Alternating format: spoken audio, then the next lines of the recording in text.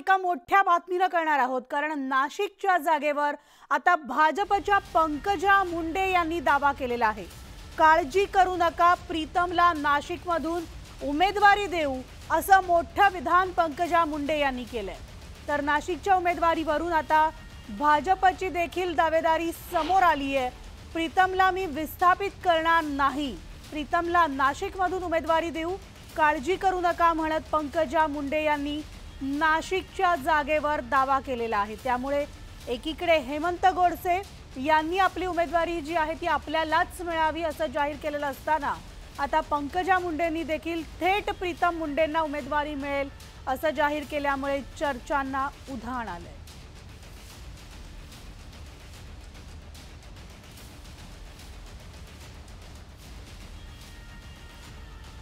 तर नाशिकच्या जागेचा तिढा अजून सुटत नाही आणि त्यात आता पंकजा मुंडेंनी नाशिकच्या जागेवर दावा केल्यामुळे राजकीय वर्तुळात चर्चांना उधाण आलेलं आहे। आमचे प्रतिनिधी सुरेश जाधव आपल्यासोबत आहेत।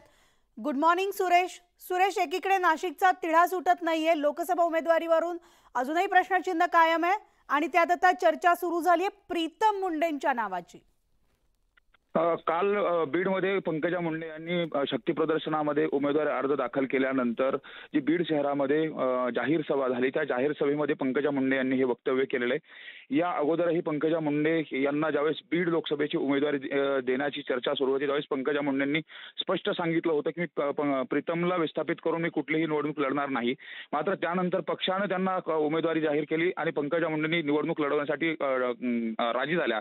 मात्र त्यानंतर प्रीतम मुंडेंचं काय अशी देखील खूप मोठी चर्चा होती आणि त्याच अनुषंगाने कालच्या झालेल्या सभेमध्ये पंकजा मुंडे यांनी मोठं विधान केलं की प्रीतम मुंडे यांना मी विस्थापित करणार नाही आणि तिची काळजी करू नका, मी तिला नाशिकमधून उमेदवारी देते, अशा पद्धतीचं वक्तव्य केलं। त्यामुळे राजकीय वर्तुळात मोठी चर्चा झालेली। एकीकडे नाशिकमध्ये उमेदवारीवरून मोठा पेच सुरू आहे। गेल्या जवळपास 15 ते 20 दिवसापासून त्या ठिकाणी उमेदवारी कोणाला द्यायची, महायुतीमधला हा पेच आणि तिला सुटलेला नाही। मात्र त्याच वेळी पंकजा मुंडे यांनी अशा पद्धतीने दावेदारी केल्या कारणानं आता नेमकं पंकजा मुंडे कुठल्या बेसिसवरती नाशिकमध्ये त्या ठिकाणी प्रीतम मुंडे लढवण्याची भाषा बोलतात हे देखील चर्चेचा विषय केला जातो। आणि दुसरी एक सूत्रांना माहिती मिळते की पंकजा मुंडे यांना काल एक नाशिकमधून आलेलं शिष्टमंडळ भेटलं आणि शिष्टमंडळांनी भेटल्यानंतर त्यांच्याशी या जागेच्या संदर्भात चर्चा केली अशी देखील सूत्रांना माहिती मिळते।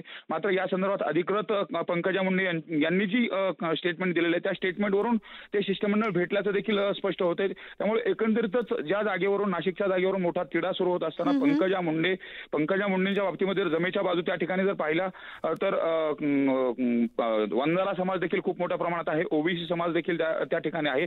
त्याच कारणामुळे आणि काल भेटलेल्या शिष्टमंडळामुळे पंकजा मुंडे यांनी नाशिकमधून प्रीतम मुंडेला उमेदवारी देण्याच्या अनुषंगाने ज्या घोषणा केलेल्या आहेत। मात्र याच्यामध्ये दुसरी एक बाजू आहे की पंकजा मुंडे यांनी लोकसभेच्या निवडणुकीच्या अनुषंगाने का विधानसभेच्या निवडणुकीच्या अनुषंगाने असं स्पष्ट जरी केलं नसलं तरी सध्या लोकसभेची निवडणूक असल्या कारणानं राजकीय वर्तुळामध्ये त्याच गोष्टीशी संदर्भ जोडला जातोय। एकीकडे नाशिकमध्ये तिढा सुटत नसताना दुसरीकडे पंकजा मुंडे जर अशा पद्धतीने उमेदवारीचे संकेत देत असतील तर भाजप देखील नाशिकमध्ये इच्छुक आहे का अशी देखील अगदी बरोबर आहे, हे स्पष्ट होते। धन्यवाद सुरेश या सविस्तर माहितीसाठी। आणि आता आपण बोलणार आहोत आमचे प्रतिनिधी लक्ष्मण घाटोळ सुद्धा आपल्या सोबत आहेत। Good morning Lakshman. आपण पाहतोय लोकसभेच्या नाशिकच्या जागेचा जो तिढा आहे तो अजूनही सुटलेला दिसत नाहीये, कारण एकीकडे आपण पाहिलं तर गोडसेंनी आपली उमेदवारी जाहीर केलेली आहे, त्या ठिकाणी त्यांनी काही प्रमाणात प्रचार शक्ती प्रदर्शन सुद्धा केलेलं आहे आणि दुसरीकडे आता पंकजा मुंडेंची एंट्री, त्यामुळे नाशिकमध्ये नेमकं आता कुणाच्या नावावर शिक्कामोर्तब होईल?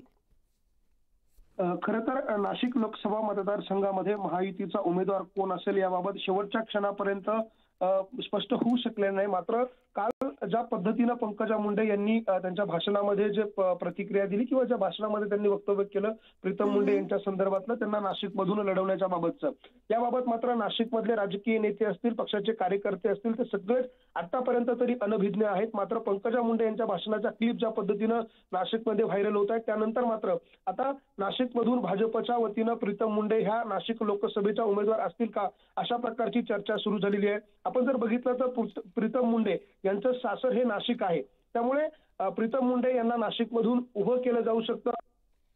चर्चा जी आहे ती नाशिक लोकसभा पाहायला मिळते. नाशिक लोकसभा मतदारसंघ हा जरी मराठा बहुल मतदारसंघ असला तरी या नाशिक लोकसभा मतदारसंघामध्ये वंजारी समाजाचं देखील मोठं मतदान आहे आणि वंजारी समाजाचं मतदान आपल्याकडे ओढण्यासाठी एक पॉकेट जे आहे वंजारी समाजाचं ते आपल्याकडे घेण्यासाठी भाजप ही खेळी खेळू शकते. मात्र अगदी बरोबर आहे. मात्र आता अखेरच्या क्षणी काय नेमका निर्णय घेतला जातोय हे देखील आपण पाहणार आहोत. धन्यवाद लक्ष्मण या सविस्तर माहितीसाठी. तर या संपूर्ण प्रकरणी किंवा नाशिकच्या उमेदवारीवरून नेमकं पंकजा मुंडे यांनी काय म्हटलंय ते देखील पाहूयात. या निवडणुकीत असा मेसेज द्या की हा बीड जिल्हा हा विकासाच्या बाजूने ठामपणे उभा आहे. मी याच्यानंतर लोकसभेला माझ्या किंवा माझ्या परिवारासाठी तुम्हाला मत मागणार नाही. पंकजा मुंडेचा हा जाहीर शब्द आहे. प्रीतम ताईंना विस्थापित करणार नाही मी शब्द दिला होता. मी नाही हो मला नका देऊ म्हणूनच सगळीकडे गेले. पण मला आत्ता लक्षात आलं की ही निवडणूक कशाची. ताईचं काही आणलं नाही. ताईला मी नाशिकवरून उभं करीन तुम्ही काळजी करू नका.